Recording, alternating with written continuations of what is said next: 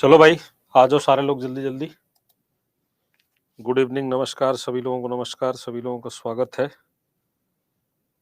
तो हाजिर हो जाइए क्लास के अंदर।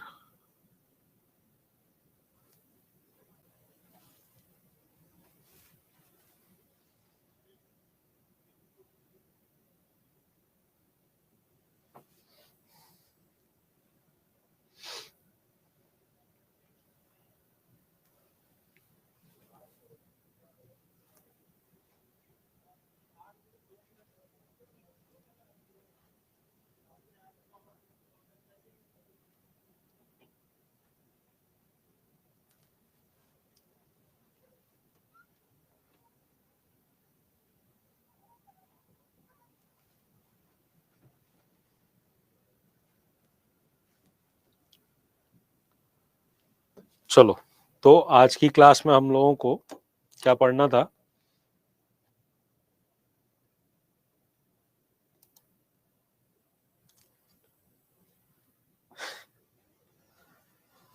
तो आज की क्लास में हम लोग डिस्कस करने वाले हैं क्या? Post Maurya empire. ठीक है, पोस्ट मौर्य एम्पायर। और पोस्ट मौर्य एम्पायर में मैंने आपको बता रखा है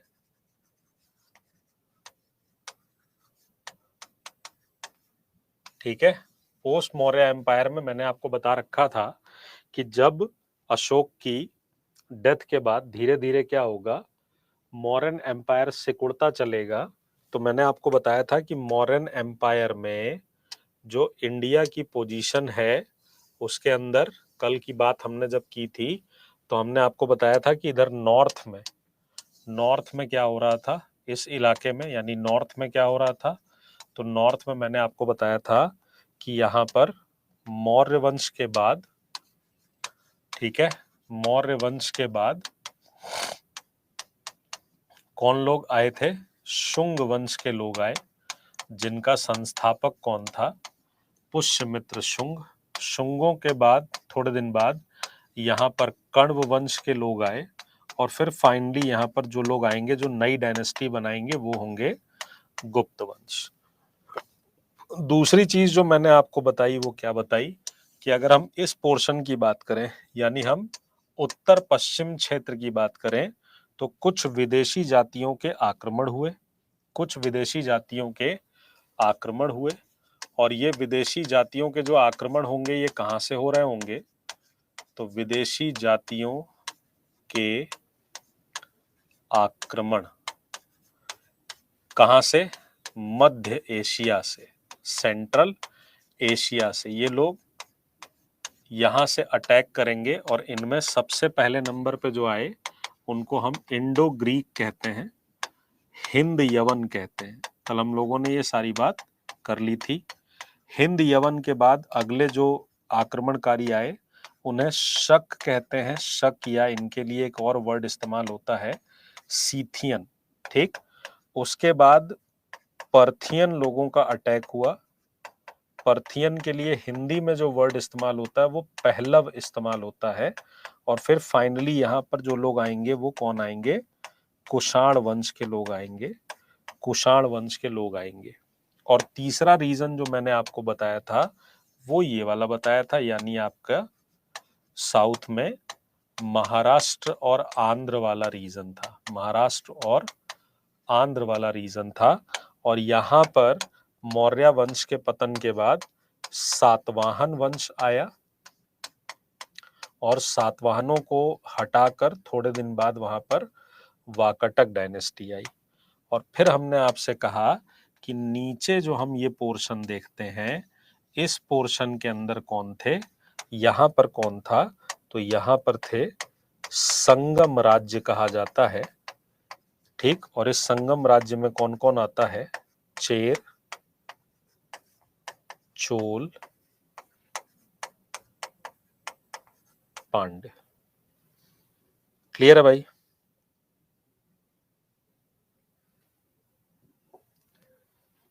क्लियर है ये पॉइंट? क्लियर है ये पॉइंट? क्लियर है ये पॉइंट? तो ये सारी बातें आज की क्लास में आपको इन्हीं बातों के बारे में पढ़ना है। ठीक, तो शुरू करते हैं। ठीक है, तो अब अगर देखो इसके अंदर मैं सबसे पहले बात करूं तो इसमें कहा जा रहा है कि बैक्ट्रिया जो जगह थी ग्रीस में, वहां के यूनानी शासक थे, ये ग्रीक रूलर्स ऑफ बैक्ट्रिया थे। ठीक, क्या थे ये? Greek rulers of Bactria. Bactria Madhya Asia में ही एक जगह है ग्रीस के पास। ठीक है, तो ये क्या थे? बैक्ट्रिया के यूनानी शासक थे। इतिहास में हम इन्हें किस नाम से जानते हैं? इंडो ग्रीक के नाम से जानते हैं या हिंद यवन के नाम से जानते हैं। ठीक है, सबसे प्रसिद्ध अगर हम यूनानी शासक की बात करें तो वो सबसे प्रसिद्ध यूनानी शासक जो था उसका नाम था मिनांडर। ठीक है, हालांकि ये जो मिनांडर है ये बुद्धिस्ट लिटरेचर में मिलिंद के नाम से जाना जाता है। और जब ये आया था यहाँ पर तो ये यहाँ पर किस रिलीजन को फॉलो किया जाए इसको लेकर ये बातचीत कर रहा था। सबने अपनी अपनी सेल्स पिच की इसके सामने, पर उसमें सक्सीड जो व्यक्ति हुआ वो बौद्ध ग्रंथ मिलिंद पन्हों से पता चलता है, क्योंकि मिनांडर जो है वो महायान के बौद्ध धर्म के एक बड़े भिक्षु थे जिनका नाम था नागसेन। उन्होंने उसने क्या किए? सवाल किए। मिलिंद पन्हों का मतलब क्या होता है? मिलिंद पन्हों का मतलब क्या होता है? इसका मतलब होता है क्वेश्चंस ऑफ मिलिंद, यानी मिलिंद के प्रश्न। ठीक, तो ग्रीस से आने वाला मिनांडर भारत में आकर क्या हो जाता है? मिलिंद बन जाता है और वो नागसेन से बात करता है। और उसके जो क्वेश्चन होते हैं वो जो कलेक्शन किया गया है क्वेश्चनायर का, वो कलेक्शन किस नाम से है? मिलिंद पन्हों के नाम से है। ठीक, और इससे बात करने के बाद वो मिनांडर क्या बन गया? बौद्ध धर्म का फॉलोअर बन गया। इसकी जो कैपिटल थी वो साकल या सियालकोट नाम की जगह है पाकिस्तान में, जो कि शिक्षा का एक बहुत ही महत्वपूर्ण केंद्र मानी जाती है। ठीक है, तो सबसे पहले जो लोग आएंगे वो इंडो ग्रीक होंगे। ठीक है, अब आपकी एससीईआरटी की किताब में ये बोला गया है कि इंडो ग्रीक ने यहाँ पर भारत में सबसे पहले सोने के सिक्के चलाए, जो कि सही नहीं है और उसे अब अपडेट भी कर लिया गया है। तो भारत में सोने के सिक्के सबसे पहले चलाने वाले जो लोग थे वो कुषाण थे, ना कि इंडो ग्रीक थे। ठीक है, हाँ, वैसे जान लीजिएगा कि ओवरऑल अगर बात की जाए, ओवरऑल अगर बात की जाए तो स्वर्ण सिक्के जारी करने वाले, स्वर्ण सिक्के जारी करने वाले प्रथम शासक वंश कौन सा था? वो हिंद यूनानी। हिंद यूनानी इंग्लिश में क्या कहते हैं? इंडो ग्रीक कहते हैं। इंडो ग्रीक कहते हैं। क्लियर है ये पॉइंट? तो सोने के सिक्के सबसे पहले जारी किए हिंद यूनानियों ने, पर भारत में सोने के सिक्के सबसे पहले किसने जारी किए? कुषाण वंश ने जारी किए। क्लियर है पॉइंट? क्लियर है पॉइंट? क्लियर है पॉइंट? तो इसको मिलिंद कहते हैं इंडियन टेक्स्ट बुक में या बुद्धिस्ट लिटरेचर में। वैसे इसका नाम क्या था? वैसे इसका नाम क्या था? इसका नाम था मिनांडर। इसका नाम क्या था? मिनांडर। ठीक है, अब आगे अगर बढ़ा जाए तो इंडो ग्रीक्स के बाद शक लोग आते हैं। ठीक है, इंडो ग्रीक्स के बाद कौन आते हैं? सकाज आते हैं, और इनको सीथियन भी बोला जाता था। सीथियन या शक भी बोला जाता था। ये सारे के सारे कहां से आ रहे हैं? मध्य एशिया के निवासी हैं, पर बाद में ये उत्तर भारत में आके क्या हो जाएंगे? बस जाएंगे। इनकी खासियत ये थी कि ये लोग क्षत्रप कहलाते थे। ये लोग क्या कहलाते थे? छत्रप कहलाते थे। छत्रप प्रणाली की शुरुआत इन्होंने यहाँ पर की थी। ये कई सारी ब्रांचेस में बटे हुए थे और इनकी एक ब्रांच जो है वो गुजरात में जाकर पश्चिमी भाग में जाकर क्या हो गई? बस गई। कुछ हिस्सा शक लोगों का यहाँ रहेगा, कुछ हिस्सा शक लोगों का यहाँ रहेगा, लेकिन इनकी एक शाखा जो है वो यहां से निकलकर इस इलाके में आ जाएगी, पश्चिमी भारत में आ जाएगी। ठीक है, अब आप एक बात बताइए, अगर आपने यहां देखा कि ये लोग इस इलाके में रह रहे हैं और शकों की एक ब्रांच निकलकर इस भारत में आ गई, शक लोगों की, पश्चिमी भारत में, खासकर गुजरात में, और गुजरात के बगल में महाराष्ट्र है, यहां कौन रह रहे हैं? सातवाहन। तो आपको क्या लग रहा है कि शक वर्सेस सातवाहन, ये एंगल बनता दिख रहा है या नहीं दिख रहा है? ये एंगल बनता दिख रहा है या नहीं दिख रहा है?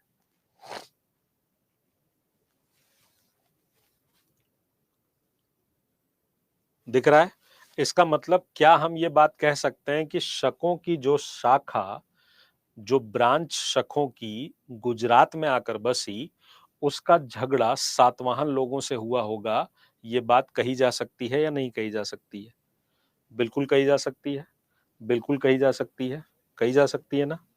तो शक लोग जो यहां पर आकर बसे, गुजरात में जो इनकी ब्रांच बनी, ठीक है, गुजरात में जो इनकी ब्रांच बनी, तो वहां पर क्या होगा, ये उज्जैन के क्षत्रपों की शाखा थी, और इसमें रुद्रदामन महत्वपूर्ण और प्रसिद्ध राजा था। और इसका कौन सा अभिलेख था? जूनागढ़ अभिलेख, जिससे ये पता चलता है कि ये लोग दक्षिण भारत के सातवाहनों से लड़े, और कुषाण तो उनके बाद आ ही रहे हैं, तो उनका भी झगड़ा इनसे होगा। ठीक है। हाँ, शकों की जो ब्रांच गुजरात में बनी, तो पश्चिमी भारत में, पश्चिमी भारत में शकों को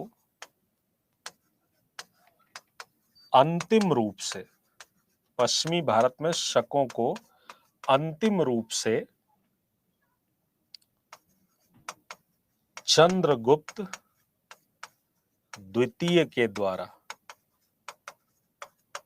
चंद्रगुप्त द्वितीय के द्वारा हराया गया, चंद्रगुप्त द्वितीय के द्वारा हराया गया था। ठीक। तो लास्टली जो है वो कौन हराएगा? चंद्रगुप्त सेकंड हराएगा इनको। ठीक है भाई,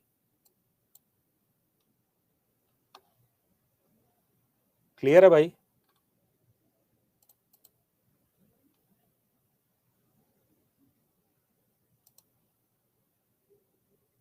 बोलो।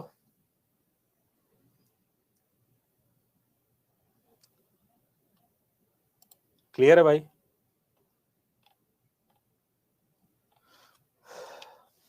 राम प्रकाश जी कह रहे हैं सर इंडियन नेशनल मूवमेंट का नोट्स कैसे मिलेगा? ये बात तो है।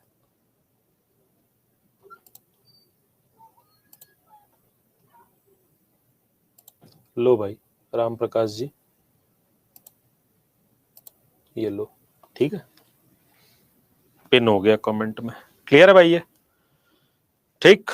चलिए, फिर उसके बाद कुषाण, फिर उसके बाद कौन आ जाते हैं? कुषाण आ जाते हैं, कुषाणाज आ जाते हैं। अब यहां पे आपकी किताब में पर्थियन छोड़ दिया गया है। मैं वैसे आपको बता देता हूं कि तीसरे नंबर पे पर्थियंस आए थे। तीसरे नंबर पे कौन आए थे? पर्थियन आए थे, जिनको आप पहलव भी कहते हो, जिनको हम पहलव भी कहा जाता है। और इनमें एक इंपॉर्टेंट राजा था, इंपॉर्टेंट किंग था, जिसका नाम था गोंदो फर्निस। ठीक, क्या नाम था इंपॉर्टेंट किंग का? गोंदो फर्निस। ठीक, इंपॉर्टेंट राजा कौन था? गोंदो फर्निस। ठीक, ये क्यों इंपॉर्टेंट था?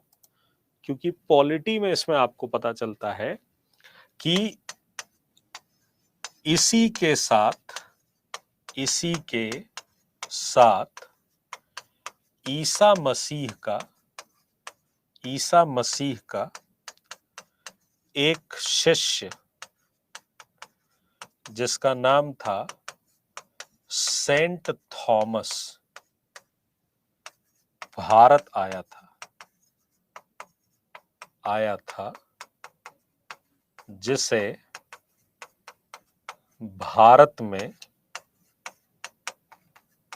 ईसाई धर्म, जिसे भारत में ईसाई धर्म लाने का श्रेय दिया जाता है, लाने का श्रेय दिया जाता है। ठीक है। जिसे भारत में ईसाई धर्म लाने का क्रेडिट दिया जाता है। तो भारत में क्रिश्चियनिटी को लाने वाला कौन था? Saint Thomas, who was the disciple of Jesus Christ, and he came to India with a Parthian ruler named Gondo Furness. Clear है? ठीक है।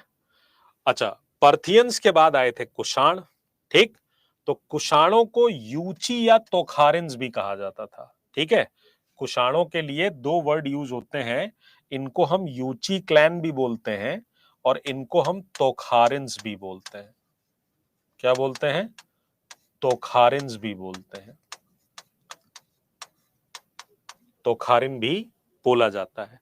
इनकी क्या थी कि इनकी 5 अलग अलग ट्राइब थी, छोटी छोटी 5 ट्राइब्स में ये बटे हुए थे, और फिर इन पांचों को मिलाकर एक करने का काम जिस व्यक्ति ने किया उसका नाम था कुजुल कड़फिसेस। उसका नाम क्या था? कुजुल कड़फिसेस। इसलिए इसको क्या माना जाता है? इसको फाउंडर ऑफ कुषाणा माना जाता है, फाउंडर ऑफ कुषाणा डायनेस्टी माना जाता है। ठीक, इसी कुजुल का बेटा जो था उसका नाम क्या था? कुजुल कड़फिसेस के बेटे का नाम क्या था? कुजुल कड़फिसेस का बेटा वीम कड़फिसेस या वीमा कड़फिसेस था। कुजुल कड़फिसेस का बेटा कौन था? वीम कड़फिसेस या वीमा कड़फिसेस। ठीक, और इसने क्या किया? इसने भारत में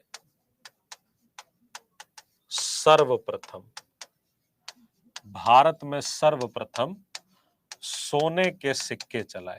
भारत में सर्वप्रथम क्या किया? सोने के सिक्के चलाए। ठीक, गोल्डन कॉइन्स वर इंट्रोड्यूस्ड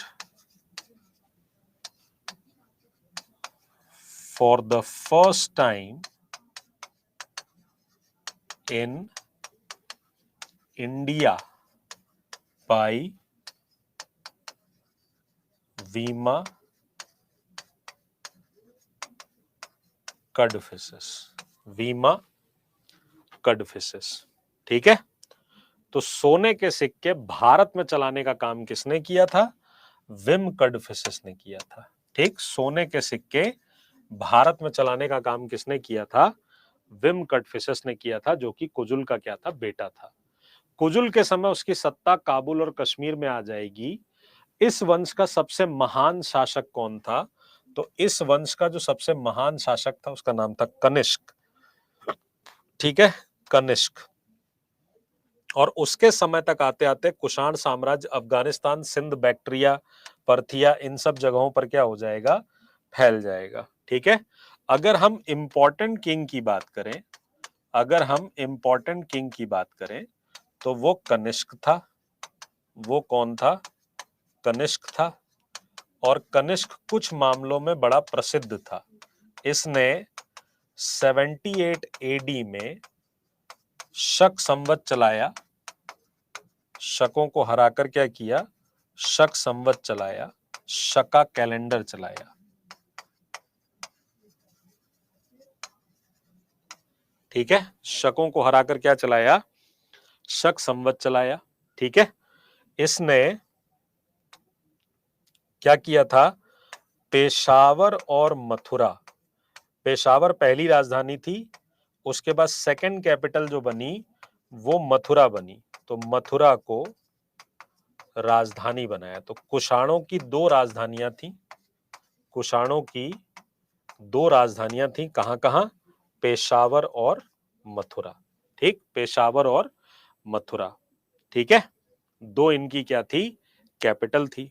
ठीक, कनिष्क के दरबार में तरह तरह के कवि और विद्वान थे जिनके बारे में आपको पता चल जाएगा। कनिष्क वो व्यक्ति था जिसने मगध पर आक्रमण कर वहां से प्रसिद्ध विद्वान अश्वघोष को अपनी राजधानी पेशावर लेकर आया।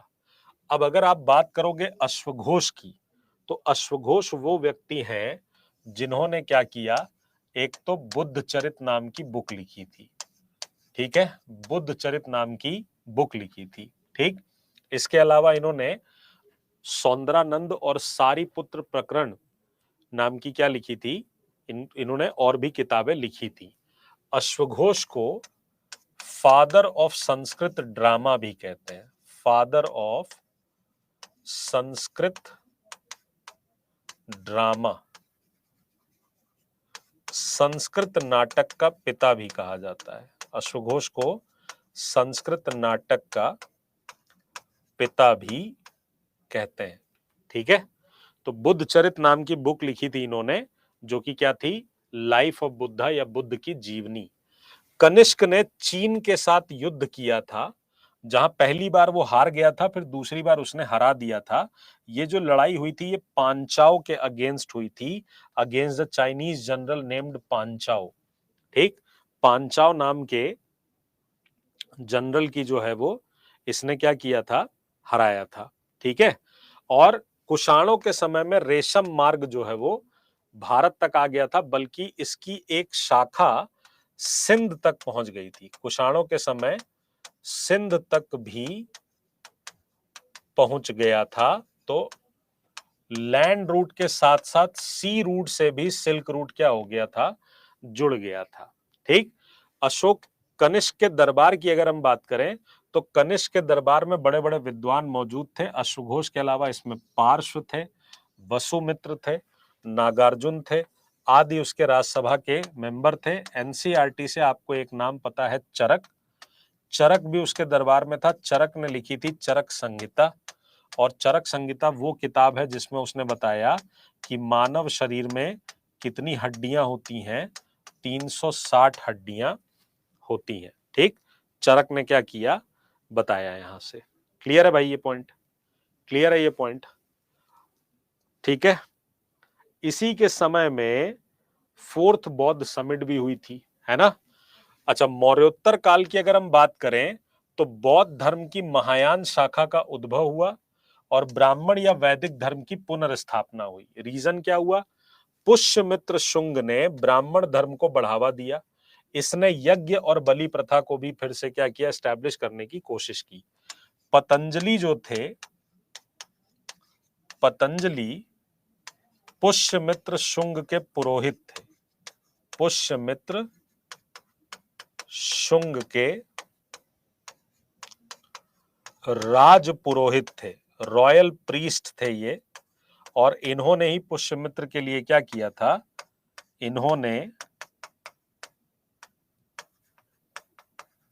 पुष्यमित्र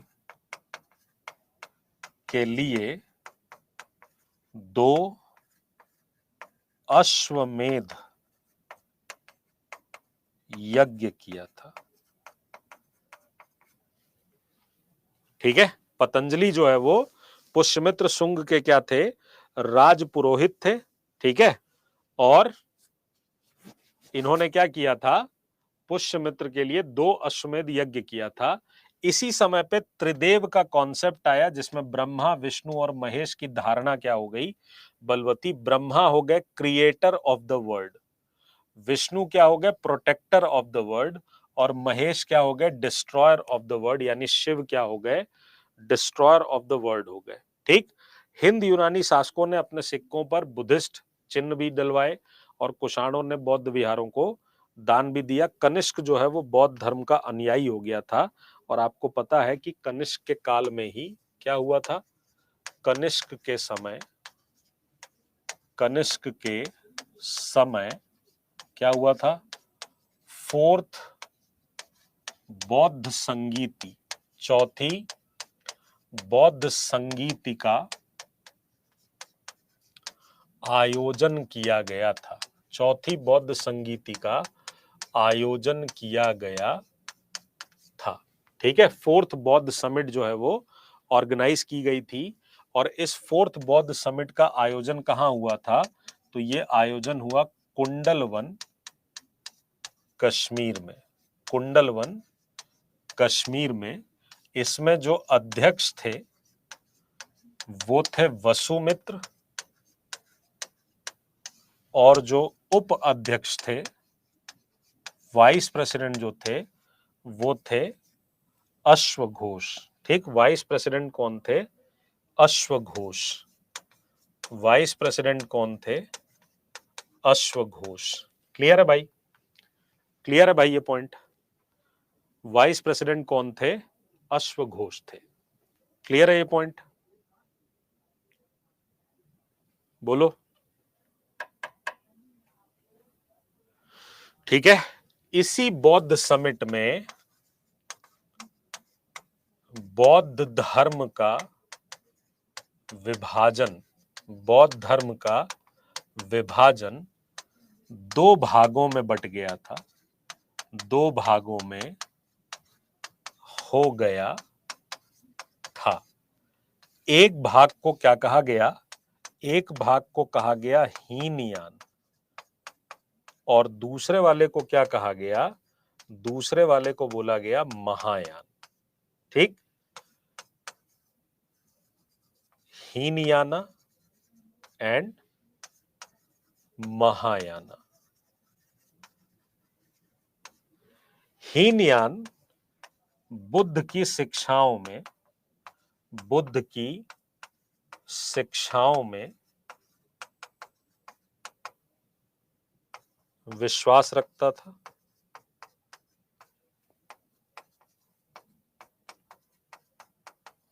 और बुद्ध की पूजा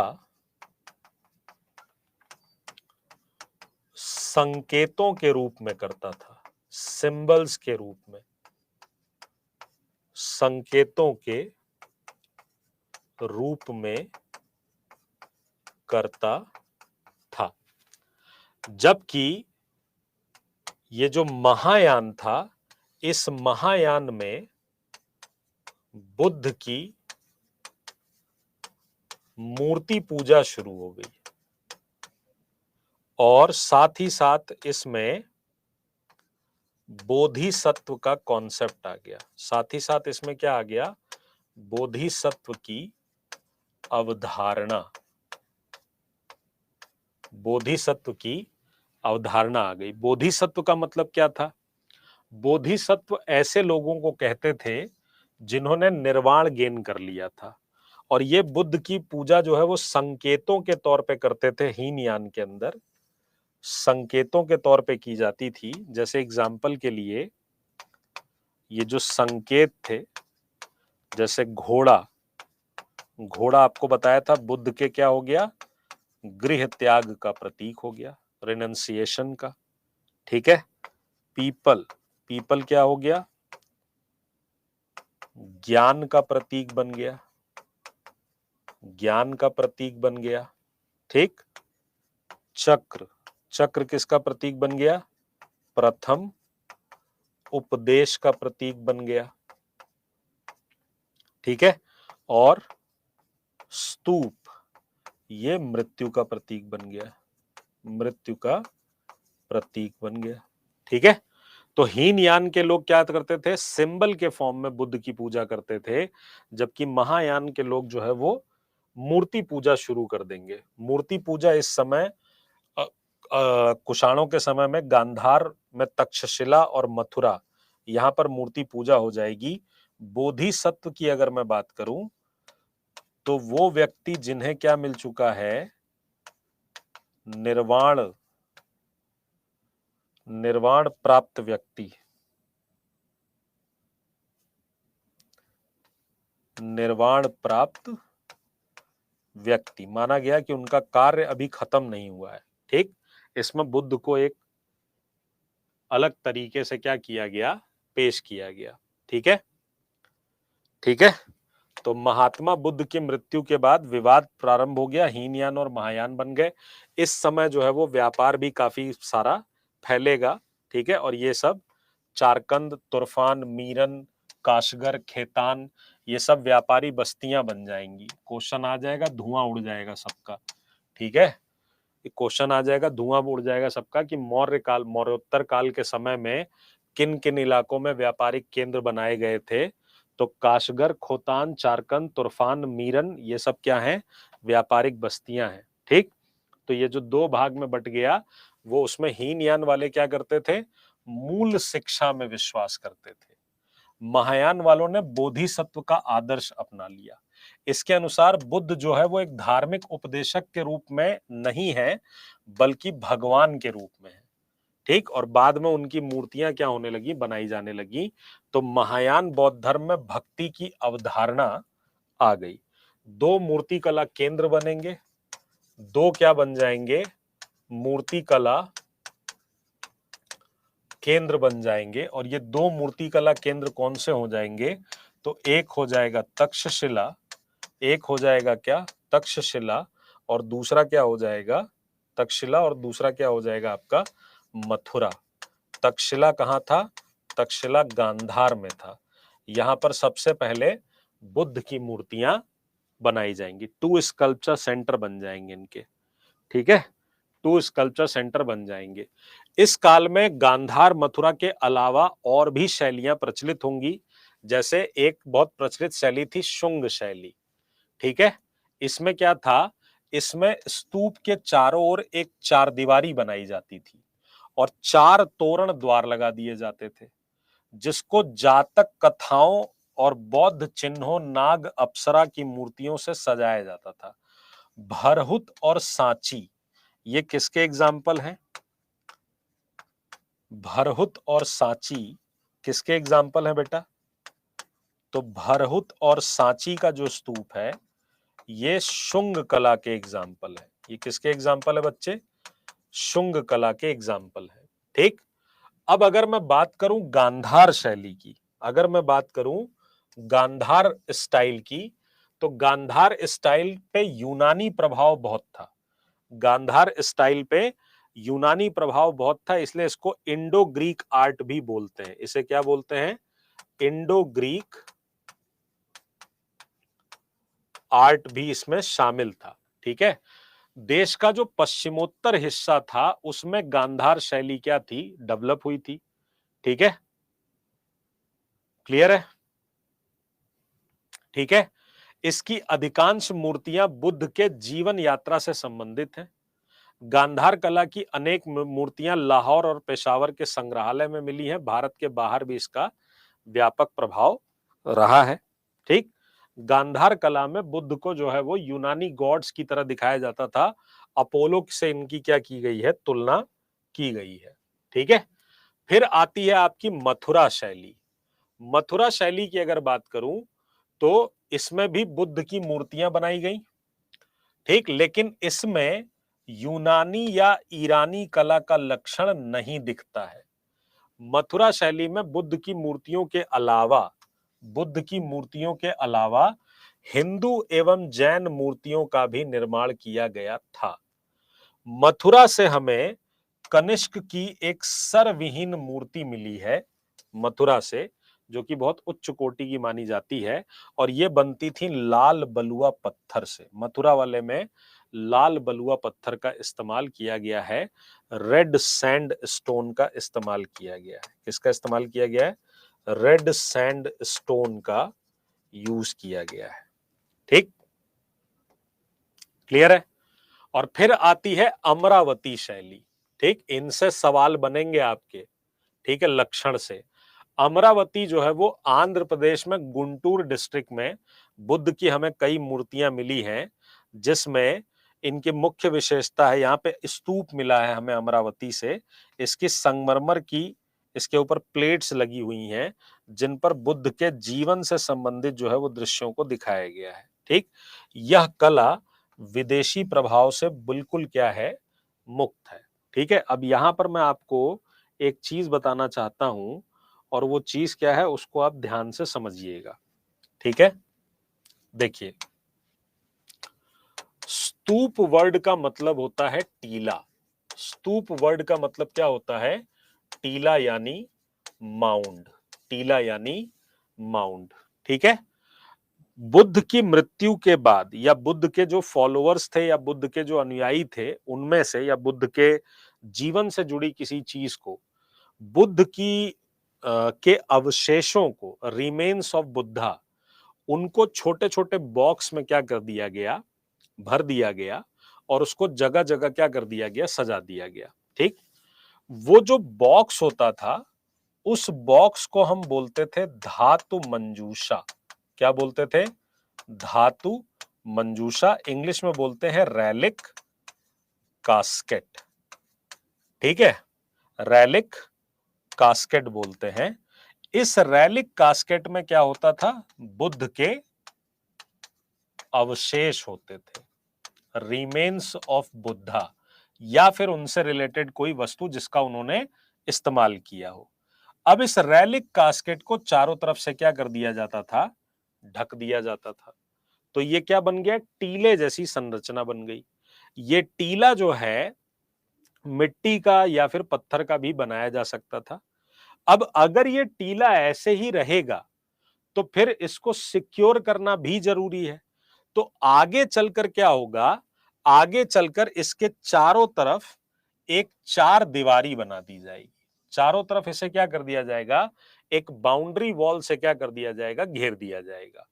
तो इसके बीच में ये एक पाथ बन जाएगा। अगर आप इसको चारों तरफ बाउंड्री वॉल से घेर देंगे तो इसके बीच में क्या होगा? ये एक जो बन रहा है, ये क्या बन रहा है? ये पाथ बन गया जिसमें आप चारों तरफ से इसको घूमकर देख सकते हैं। और फिर आगे चलकर इसमें और क्या कर दिए गए? एंट्री गेट बना दिए गए। आगे चलकर इसमें क्या कर दिए गए? एंट्री गेट्स बना दिए गए चारों तरफ। यहां से एक एंट्री गेट बन गया, एक एंट्री गेट यहां से बन गया, एक यहां बन गया और एक यहां बन गया। ठीक, अब एंट्री गेट देखने में सुंदर लगे इसलिए इसको क्या किया गया? डेकोरेट किया गया। इसलिए इसको क्या किया गया?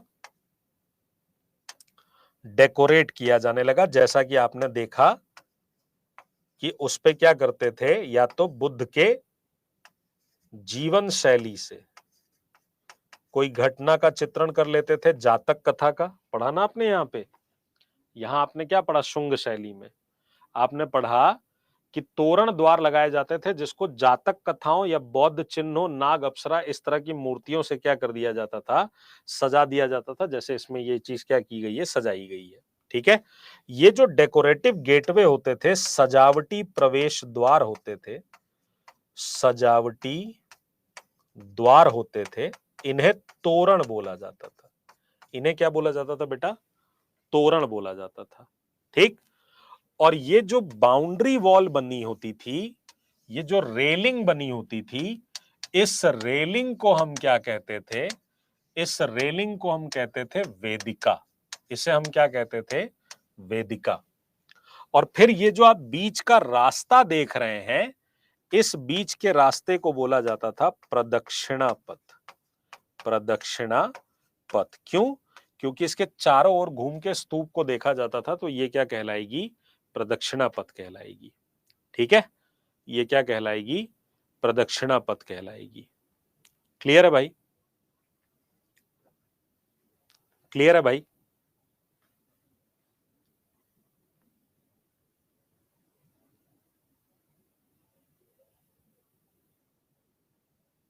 ठीक है, चलिए अगला देखिए। बर्मा या आधुनिक म्यांमार में बौद्ध धर्म के थेरवाद का रूप प्रचलित हुआ था। भारत में थेरवाद का रूप जो है वो कश्मीर में भी प्रचलित हुआ था। भारत में कश्मीर में भी प्रचलित हुआ था, जो कि क्या था? बुद्ध के दर्शनों में थोड़े परिवर्तन के साथ थोड़ा स्टेबिलिटी वाली बात कर रहा था। ये कुषाणों के समय में बौद्ध धर्म फैलकर अफगानिस्तान और मध्य एशिया तक भी गया और बड़े पैमाने पर इनका क्या हुआ? प्रचार हुआ। इनफैक्ट अफगानिस्तान में बामियान में सबसे बड़ी मूर्ति मिलती थी बुद्ध की, जो कि अब डिस्ट्रॉय कर दी गई है। तो वहां से ये मूर्ति भी हमें मिली है। अगर आप इस मैप को देखेंगे तो ये पूरा जो ग्रीन कलर से दिख रहा है वो दिख रहा है बाह्य देशों में धर्म का प्रचार। ठीक, धर्म का प्रचार। अब इसमें अगर हम हीन यान की बात करें, देखो हीन का मतलब क्या होता है? निचला, दबा हुआ, वही तो हीन होगा। तो ऐसे समझो कि भारत से नीचे के जो क्षेत्र हैं, भारत से नीचे के जो क्षेत्र हैं, ये नीचे वाले क्षेत्रों में हीनयान था, और भारत से जो ऊपर के क्षेत्र हैं, ऊपर वाले जो क्षेत्र हैं, चीन में, तिब्बत में, अफगानिस्तान में, यहां पर क्या फैलेगा? महायान फैलेगा। यहां पर क्या फैलेगा? महायान फैलेगा। ठीक है। अब जो शुरू में मैंने आपको मैप दिखाया, उस शुरू में मैप में आपने देखा कि मौर्य वंश के बाद शुंग वंश आया। शुंग वंश का जो संस्थापक था, शुंग वंश का जो संस्थापक था, उसका नाम था पुष्यमित्र शुंग। पुष्यमित्र शुंग। इसी तरह से कण्व वंश का जो संस्थापक था, कण्व वंश का जो संस्थापक था, उसका नाम था वासुदेव। उसका नाम क्या था? वासुदेव। वासुदेव नाम का व्यक्ति उसका क्या था? संस्थापक था। ठीक है। यहां पर आपने इनके बारे में, इनके बारे में, इनके बारे में, इनके बारे में पढ़ लिया। नीचे आप देख रहे हैं सातवाहन और वाकाटक। नीचे आप क्या देख रहे हैं? सातवाहन और वाकाटक। अगर हम सातवाहनों की बात करें तो सातवाहन वंश में जो संस्थापक माना जाता है उसका नाम है सिमुक। उसका नाम क्या है? सिमुक। सातवाहन वंश में जो संस्थापक माना जाता है उसका नाम क्या है?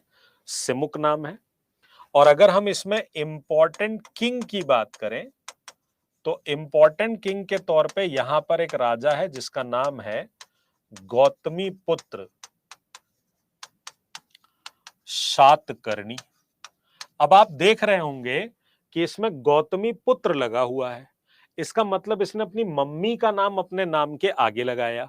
इससे आप ये समझ सकते हैं कि सातवाहन सोसाइटी में जो महिला रही होंगी, महिलाओं की स्थिति रही होगी, वो क्या रही होगी?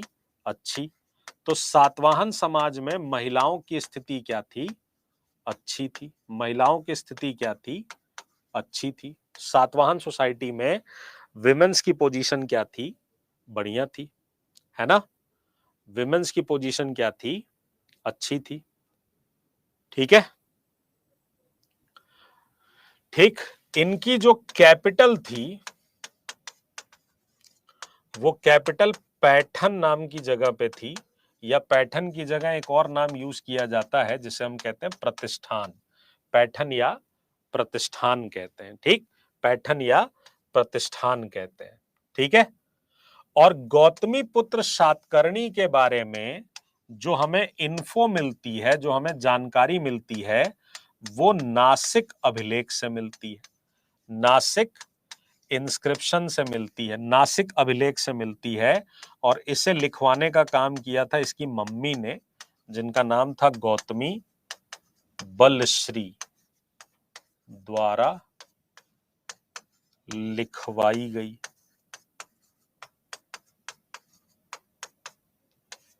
और इससे यह पता चलता है कि सातवाहनों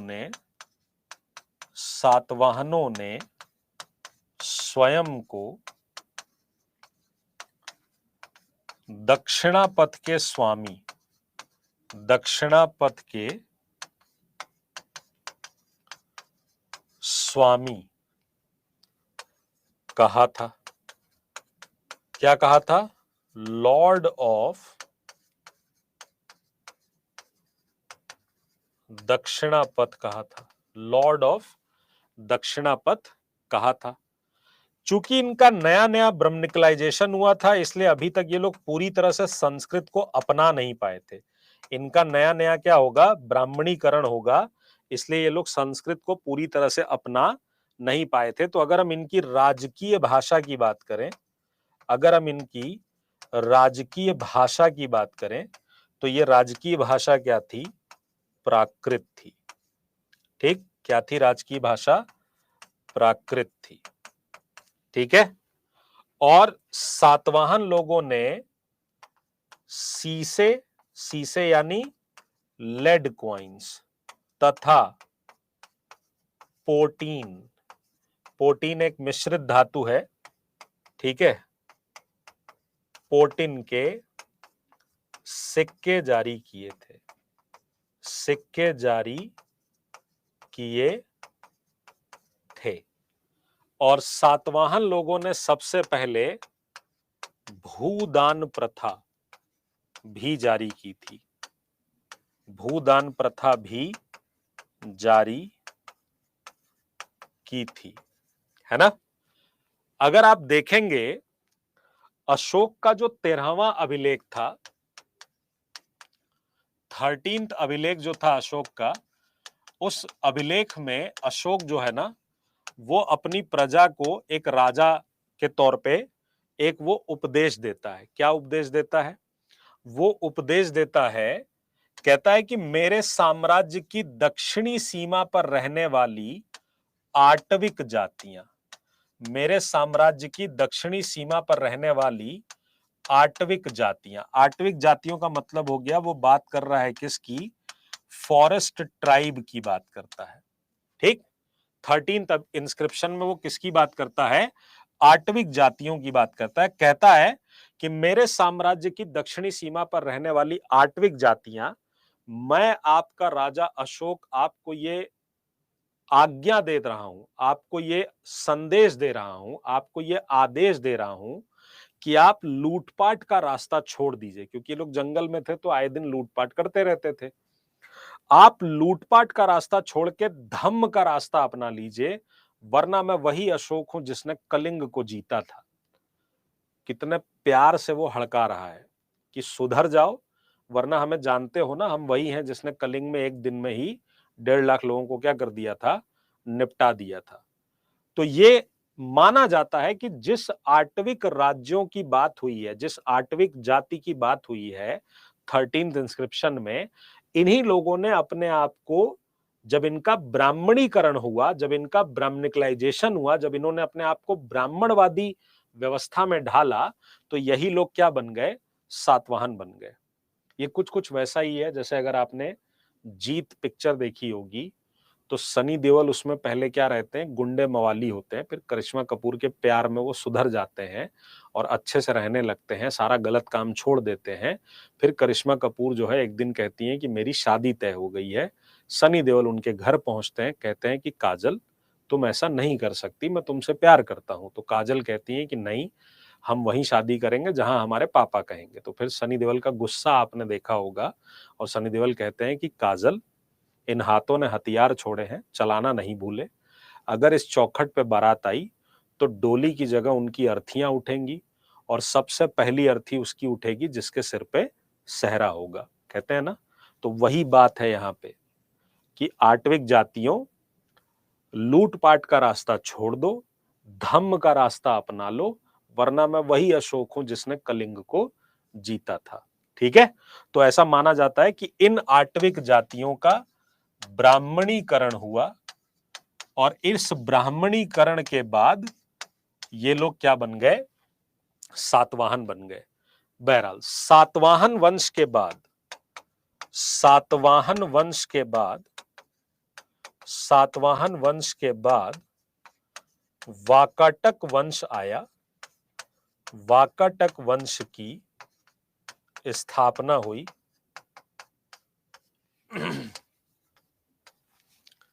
स्थापना हुई और इसका संस्थापक, इसका संस्थापक कौन था? विंध्य शक्ति नाम का, विंध्य शक्ति नामक व्यक्ति था। तो फाउंडर कौन था? विंध्य शक्ति। और वाकाटक, वाकाटकों की गुप्त शासकों से, गुप्त वंश के शासकों से मित्रतापूर्ण संबंध स्थापित हुए। मित्रतापूर्ण संबंध स्थापित हुए। मित्रतापूर्ण संबंध स्थापित हुए। ठीक है, तो ये पूरा मौर्य एम्पायर है। अब आपको पता है कि मौर्य एम्पायर के मौर्योत्तर पीरियड के बाद एक डायनेस्टी जो डेवलप होगी वो होगी गुप्ता डायनेस्टी। तो कल की क्लास में हम लोग गुप्ता डायनेस्टी को कवर करके हमारी 6th वाला जो पोर्शन है यानी प्राचीन भारत वाला वो कंप्लीट हो जाएगा। मध्यकालीन भारत वाले जो भी पोर्शन बचेंगे उनको हम सवालों के थ्रू क्या कर लेंगे, कवर कर लेंगे। ठीक है, क्लियर है? बोलिए, क्लियर है पॉइंट? क्लियर है पॉइंट?